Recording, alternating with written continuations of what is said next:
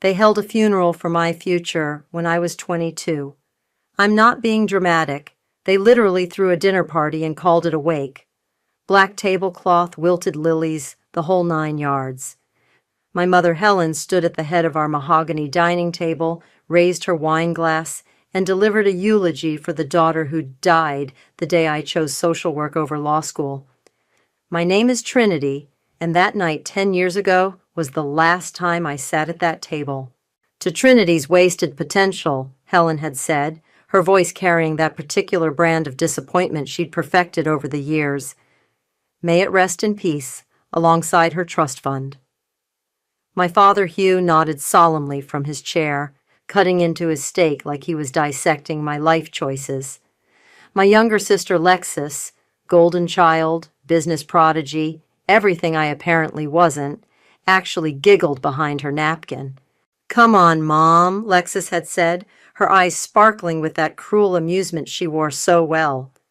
"Trinity's just going through a phase. She'll come crawling back when she realizes she can't survive on good intentions and food stamps." I should have walked out then. Instead, I sat there like an idiot, watching my family perform this twisted theater while my heart shattered into pieces small enough to fit through the cracks in their marble floors. "The position at Morrison & Associates is still available," Hugh had said, not even looking at me. "One phone call, Trinity. That's all it takes to resurrect your future." "I don't want to be a corporate lawyer." The words came out quieter than I'd intended, but they might as well have been screams for how the room went silent. Helen set down her glass with surgical precision. "What you want is irrelevant. What matters is what's practical, what pays, what maintains the family reputation. I want to help people." "You can help people by making enough money to write checks to charity," Lexis chimed in, twirling her fork like she was conducting an orchestra of my failures. "But I guess that requires actual intelligence." That's when I stood up. That's when I told them exactly what I thought of their money, their reputation, and their twisted version of love. That's when Hugh's face turned purple and Helen's mask finally slipped, revealing the ice-cold calculation underneath. "If you walk out that door," Helen had said, her voice steady as a surgeon's hand, "don't expect to walk back in. We won't enable your delusions." I walked out anyway. For 10 years, I kept walking. Through a studio apartment with paper-thin walls and a radiator that sounded like a dying animal. Through graduate school funded by loans that'll follow me to my grave. Through a job that pays barely enough to survive but fills something in my soul that their money never could. I walked through cancer at 28, alone, because when I called them from the hospital, Helen hung up after hearing the word chemotherapy. Apparently, my illness was just another manipulation tactic in her mind. Ruby, my best friend, and the closest thing to family I have now, held my hand through every treatment. She was there when I lost my hair, when I couldn't keep food down, when I thought I might actually die in that sterile hospital room with no one but the nurses to mourn me. My biological family? Radio silence. Until yesterday.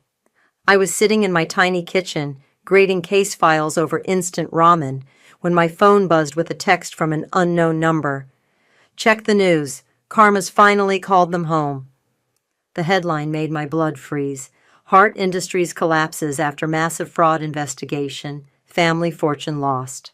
There was Hugh's photo, older, grayer, but still wearing that same arrogant expression I remembered.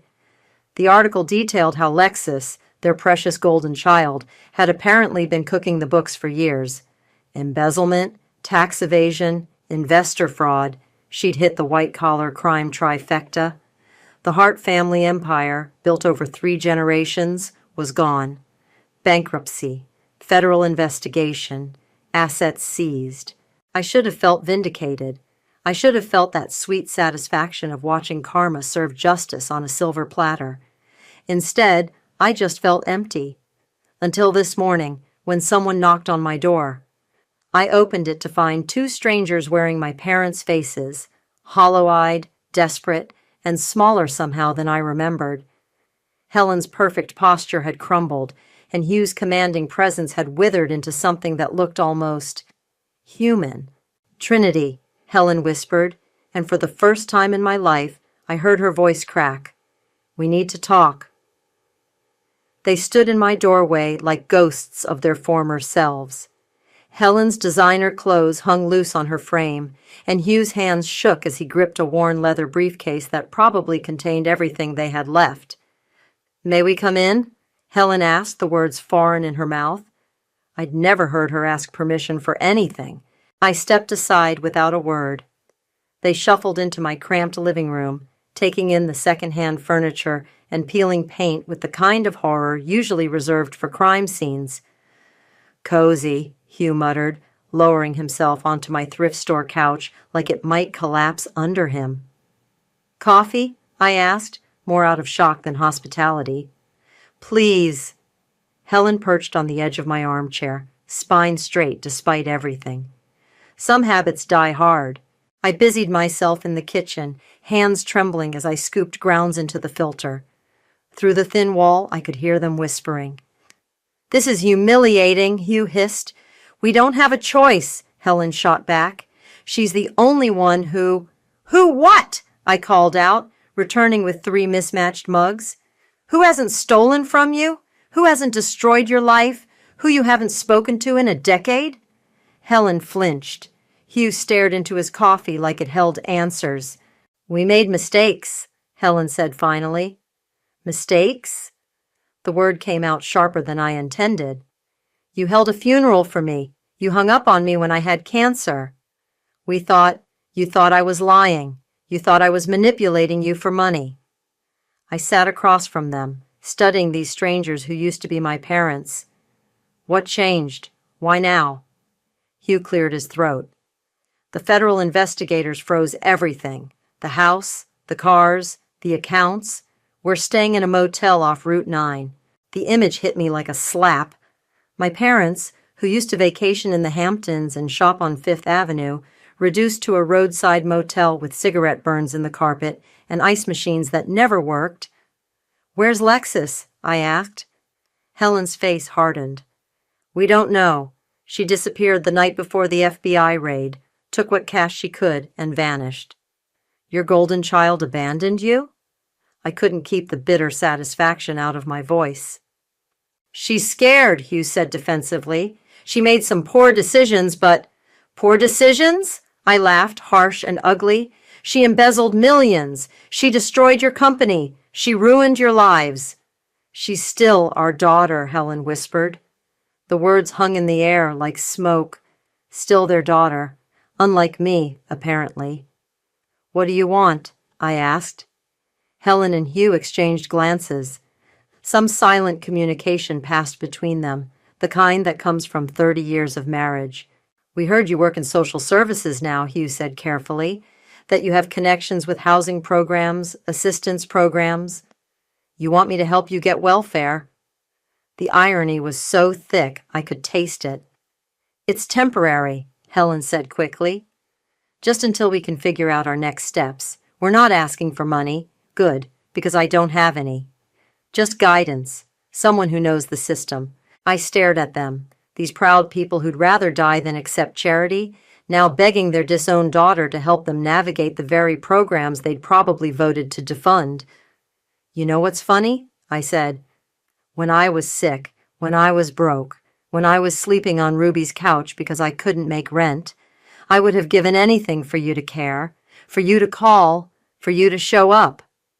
Helen's eyes filled with tears, real ones, not the crocodile variety she used to deploy at charity galas. "We were wrong," she said. "We were so wrong about everything." "Were you? Or are you just desperate?" Before either could answer, my phone rang. Lexus's name flashed on the screen.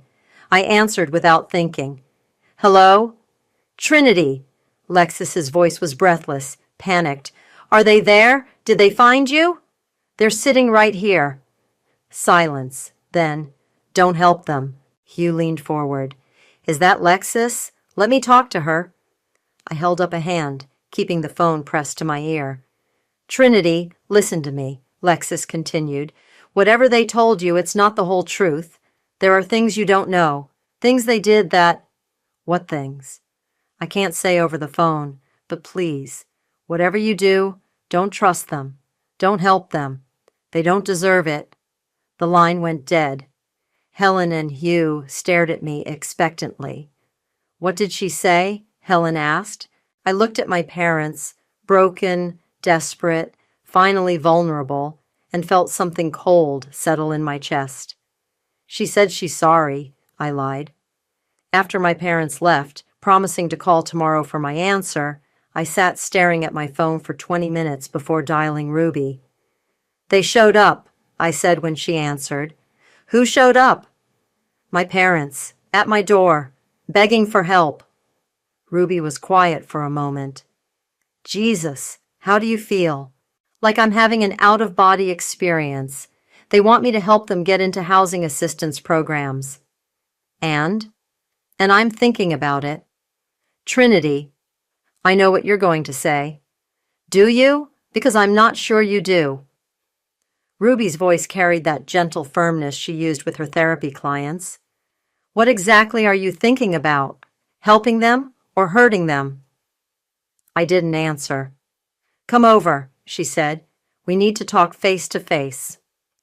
An hour later, I was sitting in Ruby's kitchen while she made her famous stress relief tea, which was really just chamomile with honey, but she insisted the ritual mattered. Tell me about Lexus's call, she said, settling across from me. She warned me not to trust them, said there were things I didn't know. What kind of things? She wouldn't say over the phone. Ruby stirred her tea thoughtfully. You know, when we were kids, my grandmother used to tell me about karma. She said it wasn't about revenge, it was about balance, the universe correcting itself. Your point? My point is that maybe the universe already corrected itself. Your parents lost everything. Your sister destroyed their lives and abandoned them. Maybe that's enough. I pulled out my laptop. I need to understand what really happened. The news articles were vague. For the next hour, we dug through financial reports, court documents, and news coverage. The picture that emerged was uglier than I'd imagined. Lexus hadn't just embezzled money, she'd systematically looted the company over 5 years. Fake vendors, inflated contracts, diverted funds. She'd stolen from employee pension funds, charity donations, even the college scholarship program my grandfather had established. Look at this, Ruby said, pointing to a document on her screen. She took money from the Children's Hospital Fund, the one your family donated to every year.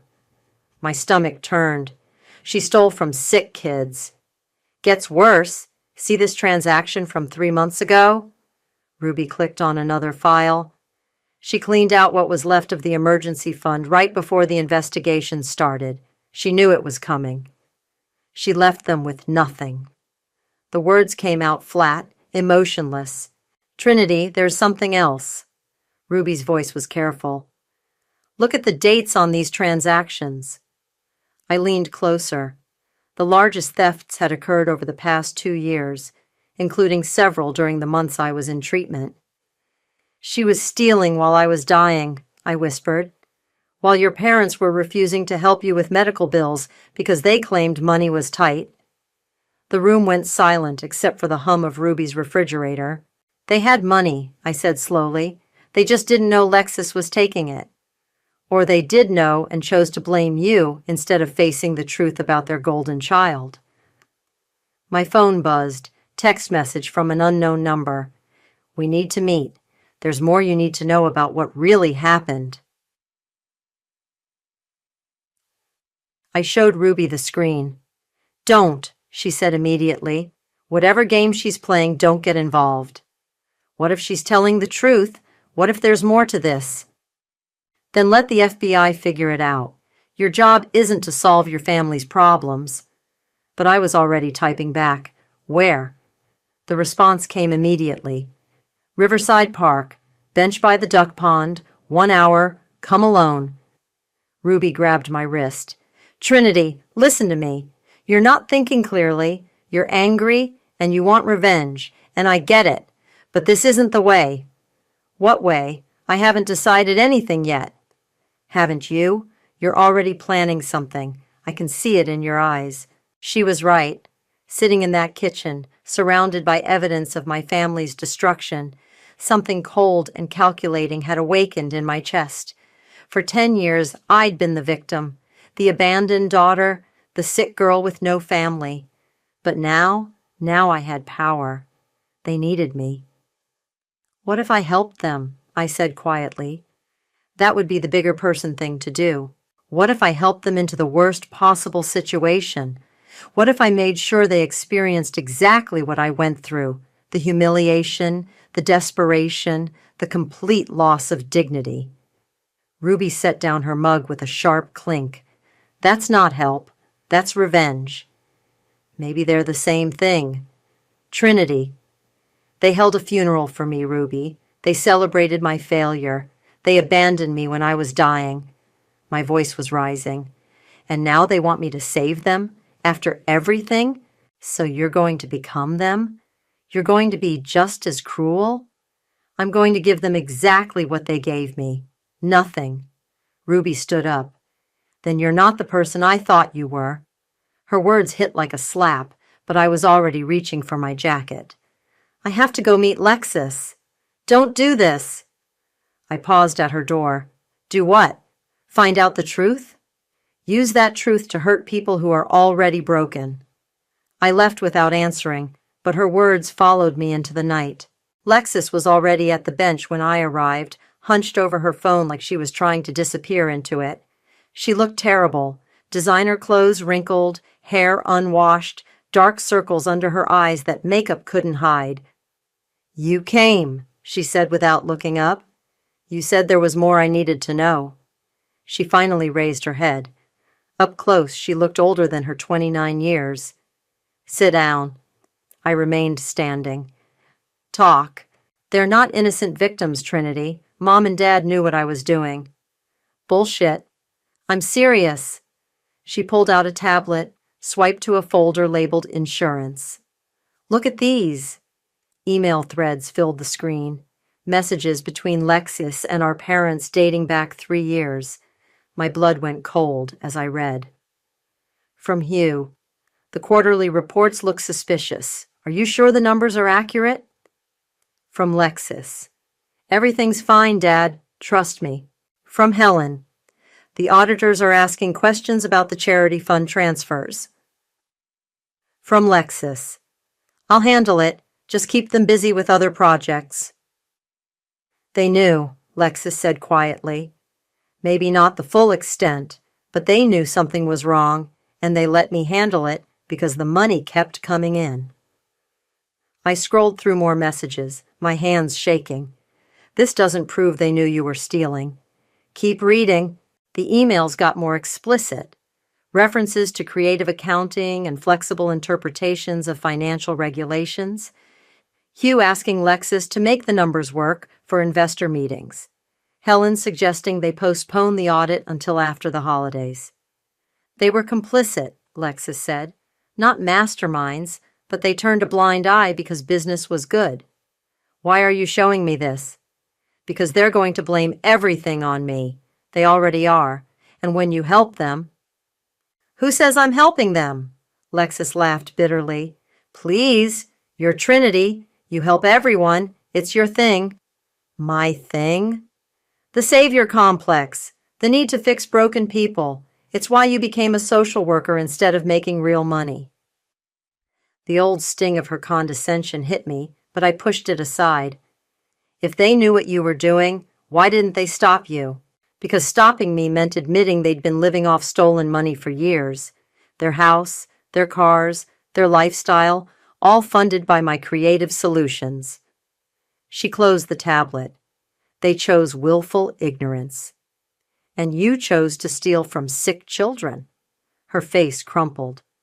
I know how bad it looks. But it started small, just moving money around to cover cash flow problems. Then it got bigger, and I couldn't stop without exposing everything. So, you kept stealing? I kept trying to fix it. Every theft was supposed to be the last one, just enough to buy time to make things right. until you cleaned out the emergency fund and ran. I panicked, okay? The FBI was closing in, and I knew if I stayed, I'd drag everyone down with me. I stared at her, this woman who used to be my sister. You left them to face the consequences alone. I saved them from criminal charges. If I'd stayed, they would have been arrested too. How noble of you. Trinity, I'm trying to make this right. I have money hidden. Not much, but enough to help them get back on their feet. But I need your help to get it to them without the feds tracing it. You want me to help you launder money. I want you to help me take care of our parents. Our parents? The words came out like acid. They're not my parents. They made that clear 10 years ago. They made a mistake. They held a funeral for me, and I laughed, Lexus shouted back. I sat there and laughed while they destroyed you, and I've regretted it every day since. The admission hung between us like a physical thing. You think saying sorry fixes it? I asked. No, but maybe helping them does. Maybe this is our chance to be better than they were. I looked at her, really looked. The desperation in her eyes was real. The guilt was real. But so was the manipulation, the same calculated charm she'd used our whole lives. There's something else, she said quietly, about when you were sick. My blood froze. What about it? Dad wanted to help. He called the hospital, tried to pay your bills. Mom stopped him. You're lying. I have the phone records. He called you 17 times during your treatment. Mom made him hang up every time. The world tilted. Why? She said if they helped you, it would prove you were right to defy them, that you'd never come home if they enabled your rebellion. I sat down hard on the bench, my legs suddenly unable to support me. She chose pride over your life, Lexus whispered, and I let her. I called my parents the next morning before I could change my mind. I'll help you, I said when Helen answered. The relief in her voice was immediate. Oh, Trinity, thank you. We knew you'd... I have conditions. Silence. What kind of conditions? Hugh's voice came through the speaker. They'd put me on conference call. You do exactly what I say when I say it. No questions, no arguments. You've lost the right to make demands. That seems reasonable, Helen said carefully.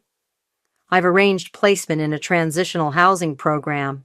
It's specifically designed for people in your situation, professionals who've experienced sudden financial hardship. That sounds perfect, Hugh said. When can we? Today. I'll pick you up at your motel at noon. After I hung up, I sat in my car outside the Riverside Motel, watching my parents emerge from room 237 with 2 small suitcases. Everything they owned in the world, reduced to what they could carry. Helen had tried to maintain some dignity. Her hair was styled, her clothes pressed. But Hugh looked broken. His shoulders sagged as he loaded their bags into my trunk. Thank you for this, Helen said as she settled into the passenger seat. We know this isn't easy for you. No, it's not. Hugh climbed into the back. Where exactly is this facility? Downtown. It's called New Horizons. I've heard of it, Helen said. Don't they help homeless people? Among others. The drive across town was tense. My parents kept trying to make conversation, asking about my work, my apartment, anything to fill the silence. I gave short answers, focused on the road. Trinity, Hugh said as we stopped at a red light, I need to tell you something. What? When you were sick, I wanted to help. I tried to call you. My hands tightened on the steering wheel. Did you? Your mother thought it was best if we maintained boundaries. She said if we helped you, you'd never learn to stand on your own. Helen's head snapped toward him. Hugh? She needs to know, he said firmly. I called the hospital. I spoke to your doctor. I wanted to pay your bills, but Helen said... I said we needed to be consistent, Helen interrupted. We'd made a decision as a family. You made a decision, Hugh shot back. I wanted to be there for her. And undermine everything we'd worked for. Show her that defying us had no consequences? She had cancer, Helen! The car behind us honked. The light had turned green. I drove in silence while my parents argued in the background, their voices becoming white noise as Lexus's revelation played on repeat in my head. He'd tried to help. He'd wanted to be there. Stop, I said quietly. They kept arguing. Stop! I pulled over to the curb and turned around. Just stop talking. Hugh's face was flushed. Helen looked like she'd been slapped. Dad, I said, the word feeling foreign on my tongue. Is it true? You tried to call me? He nodded. 17 times. I hung up every time because your mother said, because I was trying to protect this family, Helen said. Someone had to be the adult. The adult? I laughed, harsh and bitter. The adult would have put their child's life before their pride. We thought you were manipulating us, using your illness to what? Get attention? Get money? I turned back around, gripping the steering wheel. I was dying, Mom. I was 28 years old and dying, and you thought I was playing games. We made mistakes, Hugh said quietly. You made choices. There's a difference. I pulled back into traffic. The rest of the drive passed in silence. New Horizons sat on a busy street downtown, a converted warehouse with small windows and a faded sign. It wasn't the worst place in the city, but it wasn't the upscale facility my parents were expecting. This is it? Helen asked as we parked. This is it. Colby met us at the entrance. He'd been a family friend once, back when my parents moved in different circles. Now he managed intake at the shelter. Helen, Hugh, he said with professional courtesy. Trinity told me about your situation. We'll take good care of you. Colby? Helen's voice was small. You work here? 5 years now. Lost my practice in the recession. Ended up here. Funny how life works out. Hugh stared at the building like it might collapse on him. How long is the program? Depends on your progress. Some people find permanent housing in a few weeks. Others... Colby shrugged. Others take longer. What exactly does the program involve? Helen asked. Shared living spaces, communal meals, job placement assistance. You'll have roommates, chores, curfew. House rules are non-negotiable. My parents exchanged glances. Roommates? Hugh asked. Most of our residents are in similar situations, professionals who've hit hard times. You'll fit right in. I watched my parents absorb this information, the reality of their new life settling over them like a heavy blanket. Trinity, Helen said, turning to me, will you visit? I looked at her, this woman who'd chosen pride over love, who'd held a funeral for my dreams and let me suffer alone. We'll see, I said. I visited them the following Tuesday. Colby met me at the front desk, shaking his head. Your mother asked to speak to the manager 3 times yesterday, he said. She wants to know why the Wi-Fi password changes daily and why she can't have food delivered to her room. How's my father handling it? Better, actually. He's been helping in the kitchen. Quiet, but he shows up. I found them in the common area. Helen sat rigid on a worn couch, staring at a TV showing daytime talk shows. Hugh was across the room playing chess with a man I didn't recognize. Trinity! Helen stood immediately. Thank goodness you're here. We need to discuss alternative arrangements. What kind of alternatives? This place isn't suitable. The people here... She lowered her voice. Some of them have substance abuse problems, mental health issues. It's not safe. It's perfectly safe, Mom. These are people who've fallen on hard times, just like you. We're not like them. Aren't you? Hugh approached us, leaving his chess partner mid-game. Trinity, we appreciate what you've done, but surely there are other options. Private facilities, perhaps? With what money? The question hung in the air. Hugh's face reddened. Your mother and I have been discussing our situation, he said. We think it might be time to reach out to Lexus, work together to rebuild. Lexus is a federal fugitive. She's our daughter, Helen said firmly, and she has resources that could help us get back on our feet. Resources she stole. That's between her and the authorities. I stared at them, amazed. Even now, even after everything, they were choosing Lexus over accountability. She called me yesterday, Hugh said quietly. What? Lexus. She wants to meet with us. She says she has a plan to make things right. You're not seriously considering... She's family, Trinity. Whatever she's done wrong, she's still our daughter. And what am I? The question came out sharper than I intended. Hugh flinched. You're our daughter too, Helen said carefully. That's why we came to you for help. After 10 years of silence, we've apologized for that. Have you? When? I don't remember hearing the words. I'm sorry. Helen's mouth opened and closed. Hugh looked at his shoes. We need to go, Helen said finally. Lexus is waiting. Go where? She's staying at a hotel across town, just for a few hours. You'll violate your housing agreement. Colby will kick you out. We'll be back before curfew, Hugh said. No one needs to know. I watched them gather their coats, these people who'd learned nothing from their fall. They were still choosing the easy path, still believing Lexus could fix everything with her schemes and stolen money. Don't do this, I said. We have to, Helen replied. She's our only hope. They left me standing in the common area, surrounded by the very people they thought themselves too good for. Family troubles? I turned.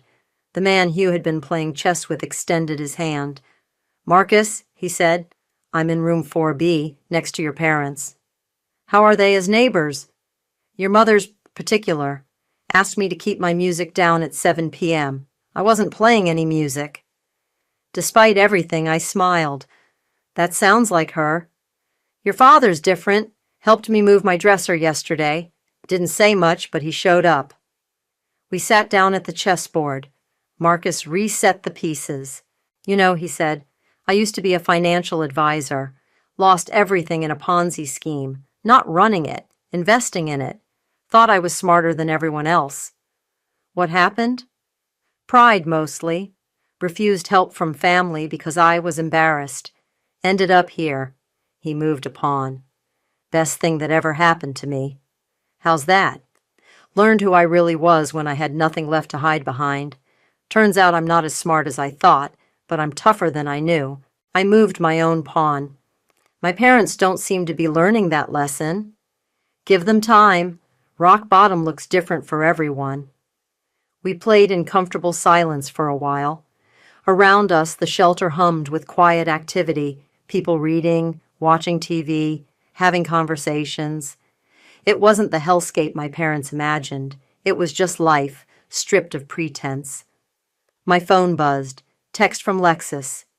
Thanks for not stopping them. We're going to fix this together. I showed Marcus the message. Your sister? He asked. Unfortunately. She sounds like trouble. She is. And your parents are walking right into it. I nodded, watching the chessboard blur. As my eyes filled with tears I refused to shed. You could warn them, Marcus said gently. I could, but you're not going to.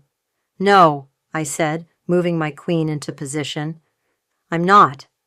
Sometimes, Marcus said, studying the board, the only way people learn is by making their own mistakes. Even if those mistakes destroy them, especially then. He moved his king, walking directly into my trap. Checkmate, I whispered.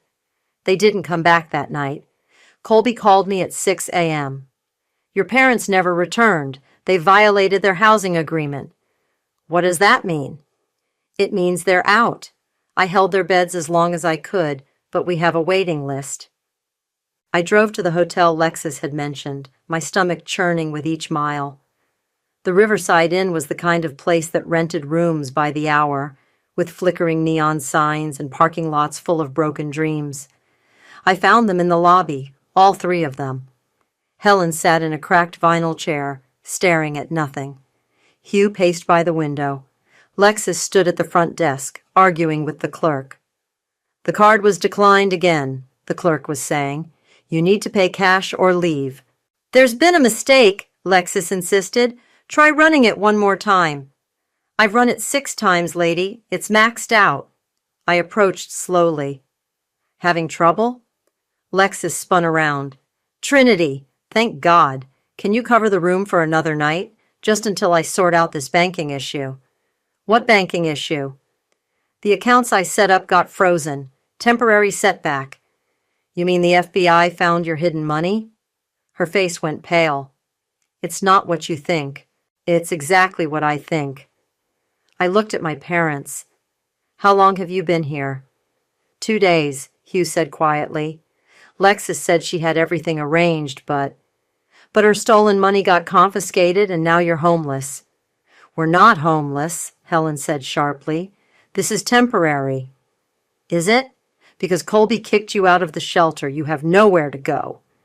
We have each other, Lexus said desperately. We can figure this out as a family. Family?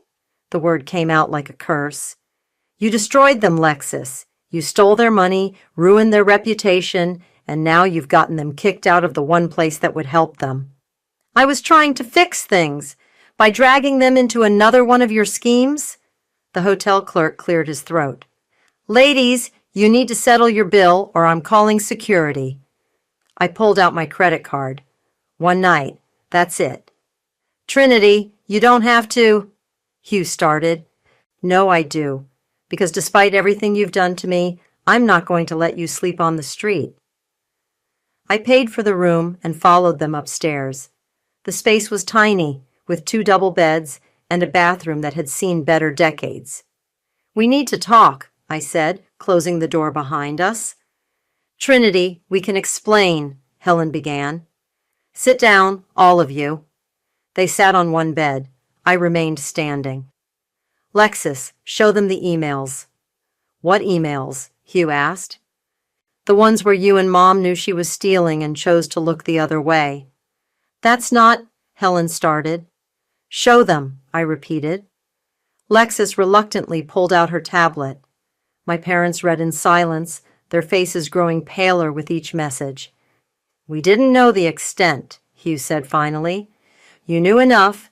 You knew she was manipulating numbers, hiding transactions, lying to auditors, and you let her because the money kept coming. We trusted her judgment, Helen whispered.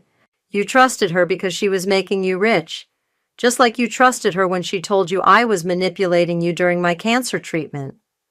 What? Hugh looked confused. Oh, you didn't tell them that part? I looked at Lexus. How you convinced them I was faking my illness for attention.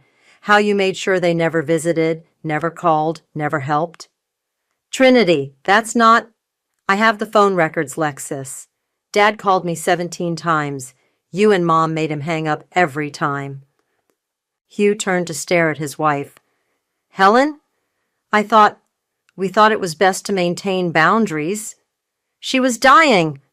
She was being dramatic. She always was dramatic when she didn't get her way. The room exploded. Hugh shouted at Helen. Helen screamed back. Lexus tried to mediate while simultaneously defending herself. I watched them tear each other apart, these people who'd once been my family. The golden child revealed as a thief, the perfect mother exposed as cruel, the distant father finally showing emotion, 10 years too late. Stop, I said quietly. They kept yelling. Stop! The room went silent. You want to know the truth? I said. All of you are exactly who you've always been. Selfish, cruel, and willing to sacrifice anyone for your own comfort. The only difference is now you have nothing left to hide behind. Trinity, Hugh reached for me. Don't. I'm done. I helped you because I thought maybe, just maybe, you'd learned something from losing everything. But you haven't. You're still the same people who held a funeral for my dreams and abandoned me when I needed you most. I headed for the door. Where are you going? Helen called. Home, to my real family, the people who were there when you weren't. We need you, Lexus said desperately. I turned back one last time. You had me? For 22 years, you had me? And you threw me away like garbage. Please, Hugh whispered. Don't leave us like this. Like what? Alone? Desperate? With nowhere to turn? I smiled, cold and sharp. Welcome to my world 10 years ago. Enjoy your stay. I walked out and didn't look back. Ruby was waiting on my couch when I got home, a bottle of wine and 2 glasses on my coffee table. Colby called me, she said. Figured you might need this. I collapsed beside her. They learned nothing. Absolutely nothing. What did you expect? I don't know. Maybe that losing everything would humble them. Maybe that being abandoned would make them understand what they did to me. Ruby poured wine into both glasses. And instead, they're still choosing Lexus, still believing her lies, still thinking they're better than everyone else. So what now? I took a long sip. Now I'm done, really done. No more visits, no more help, no more chances. How does that feel? Empty. I thought revenge would feel better. Was it revenge or was it justice? I considered this. What's the difference? Revenge is about hurting people who hurt you. Justice is about consequences catching up with choices. Then I guess it was justice. We sat in comfortable silence, drinking wine and watching the sun set through my small window. My phone rang. Unknown number. Don't answer it, Ruby said. I answered anyway. Hello? Trinity? The voice was barely a whisper. It's Mom. What do you want, Helen? We're at the bus station. Lexus is gone. She took the last of our money and disappeared. I said nothing. We don't have anywhere to go. That's not my problem. Please, I know we don't deserve your help, but... You're right. You don't deserve it. Trinity, wait. Don't hang up. Something in her voice made me pause. I need to tell you something, she continued, about when you were sick. I already know. Dad tried to help. You stopped him. That's not all of it. Her voice cracked. I was scared. Scared of what? Of losing you. Of admitting we were wrong. If we helped you, it meant everything we'd said and done was cruel and pointless. It meant we destroyed our relationship with our daughter for nothing. Ruby was watching me intently. So you chose to let me suffer alone rather than admit you made a mistake? Yes. The word came out like a sob, and I've regretted it every day since. Regret doesn't fix anything, Helen. I know, but I need you to know that I was wrong about everything, your career, your choices, your illness. I was wrong, and I'm sorry. The words I'd waited 10 years to hear, and they felt like dust in my mouth. Where's Dad? Right here. Do you want to talk to him? No. I want you both to listen. You're going to go back to New Horizons. You're going to apologize to Colby for violating your agreement. You're going to follow every rule, do every chore, and treat every person there with respect. Trinity, I'm not finished. You're going to get jobs, any jobs. You're going to rebuild your lives from the ground up, without shortcuts, without schemes, without expecting anyone to save you. And if we do all that, then maybe someday we can have a conversation about what family actually means. Will you visit us? I looked at Ruby, who nodded encouragingly. Once a month, for 1 hour. And if you mention Lexus or ask me for anything other than conversation, I'm gone. That's fair. It's more than fair. It's generous. Trinity? Hugh's voice came through the phone now. I'm proud of you. I should have said that years ago, but I'm saying it now. I'm proud of the person you became despite us, not because of us. My throat tightened. I have to go. We love you, Helen said quickly. We always loved you. We just didn't know how to show it. I hung up without responding. Ruby refilled my wine glass. So they're going back to the shelter. They're going to do the work, and maybe eventually we'll figure out if there's anything left to salvage. And Lexus? Lexus made her choice. She's on her own. How do you feel about that? I considered the question. Like I finally understand the difference between justice and revenge. Justice is letting people face the consequences of their choices.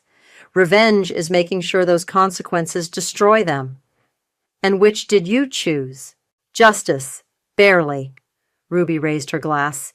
To justice, then, and to second chances. To second chances, I agreed.